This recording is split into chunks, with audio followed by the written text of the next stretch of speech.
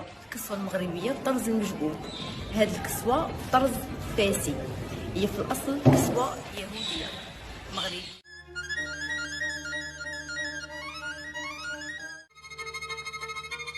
سلام انبوكسين تايم. فاس والكل في فاس، مباشرة من مدينة فاس العتيقة ومن عند عائلة يهودية فاسية وصلتني الكسوة ديال المجبود أو القندورة ديال المجبود. شحال وأنا كنتسنى هاد النهار، داكشي علاش قلت غنفتحها معاكم. تبارك الله ما شاء الله على الصانع المغربي. شوفوا معايا الطرز ديال المجبود، هذا طرز يدوي.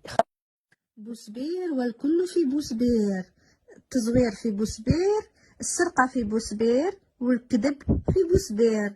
القندورة القسنطينية اللي راكي تزوخي وتفوخي بيها جايبتها من عند جزائرية وشريتيها ب120 أورو على السيت فينتد يا وحدة السنغولية اللي تحشمي بأصلك السنغولي وتحشمي بدرابة جداتك اللي ما فيهم لا طرز لا حلي لا حتى حاجة، وجاية تقارني راسك مع جلالاتك الجزائرية. تموتي طيري للسما تهبطي.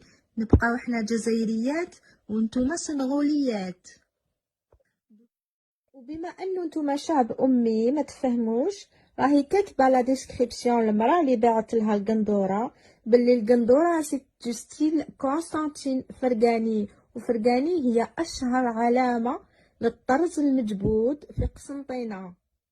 اليكم الخط يا البوسبيريات، اليكم الخط يا البوسبيريات، اليكم الخط يا البوسبيريات، اليكم الخط.